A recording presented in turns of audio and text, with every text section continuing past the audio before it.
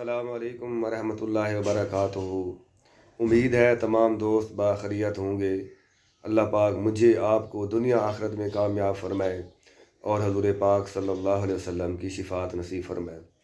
तो आज के व्लॉग में मैंने ये हमारे फ़ौजी साहब हैं, जो रिटायर्ड फ़ौजी हैं, गौहर ख़ान साहब, और मेरे बहुत अच्छे दोस्त, हम इनसे इनकी सेहत का राज पूछेंगे और चंद जो है ना अहम बातें जो है ना इनसे हम सुनेंगे इंशाअल्लाह। हाँ जी गौर साहब, क्या हाल है? ठीक हैं अल्हम्दुलिल्लाह। अब्दुल हमीद साहब, अल्हम्दुलिल्लाह। पहले तो मैं आपका शुक्रिया अदा करूं कि आपने अपने एक अहम यूट्यूब चैनल के लिए मुझे लबकुशाई का मौका दिया। Thanks for to love with lovely गपशप। तो ये बड़ा एक सादा सा सवाल है, आपने मुझसे मेरी सेहत का राज पूछा है। अल्हम्दुलिल्लाह मैं अब 67 ईयर्स ओल्ड, यानी कि 67 साल का हो गया हूँ, और अभी भी मैंने वॉक नहीं छोड़ी। जो सुबह की मॉर्निंग वॉक है ना, वो उसके लिए बहुत बड़ा एक इंग्लिश का मुहावरा भी मुझे याद आया कि early to bed and early to rise makes a man healthy wealthy and wise.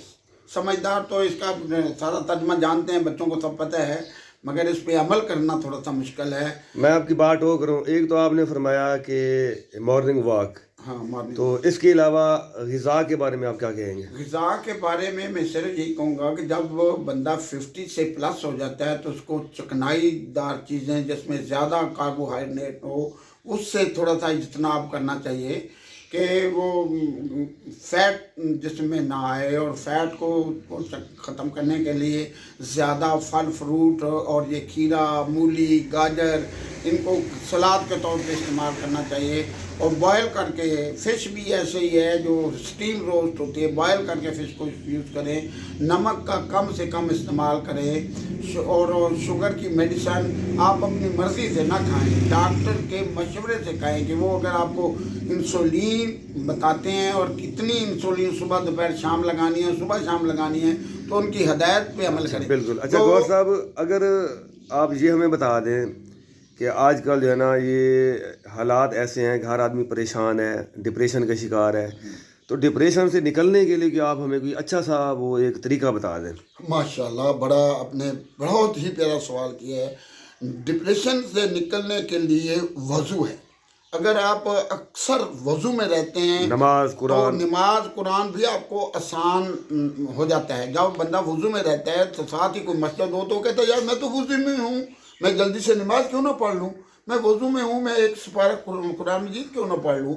तो कोशिश करें कि पाक साफ़ तहूरो शत्रुल लिमा, वज़ू में जब आप रहेंगे, पाक साफ रहेंगे, तो आपके लिए अब इबादत करना भी आसान हो जाएगा।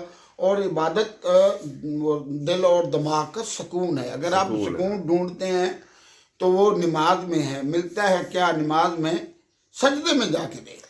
बड़ी मेहरबानी जनाब गौर साहब, बड़ी मेहरबानी, आपने टाइम दिया, तो आपने हमारे व्यूवर्स को एक अच्छा मशवरा दिया है। एक तो खुराक को कंट्रोल करना है, दूसरा आपने कहा कि वॉक नहीं छोड़नी, और तीसरा आपने ये फरमाया कि सलाद को सलाद ग़िज़ा का हिस्सा बनाना है। और शुगर के मरीजों से इल्तमास है, गुजारिश है कि वो 3 टाइम खा लें, 4 टाइम खा लें, लेकिन पेट भर के वो ना खाएं, हल्की फुल्की लाइट गुजार रहे। एक जो इस हमारी सारी कन्वर्सेशन में जो सबसे अच्छी बात आपने की है वो है कि हम जो है अल्लाह को राज़ी करें, हाँ, नमाज पढ़ें, कुरान पढ़ें, ताकि हम जहनी तौर पे भी सुकून हो। भाई कोई आसान नहीं है। कुरान मजीद में वाज़ह है कि बेशक मैंने जिन्नों और इंसानों को अपनी इबादत के लिए पैदा किया है।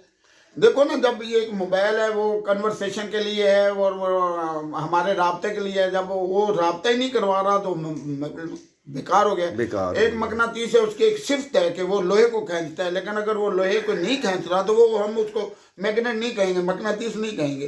कुफर और इस्लाम के दरमियान अगर कोई नुमाया फ़र्क है तो सुबहान अल्लाह वो नमाज क्या है। ठीक है जी, बड़ी मेहरबानी, बड़ा शुक्रिया, अल्लाह आपको खुश रखे। फी अमान अल्लाह।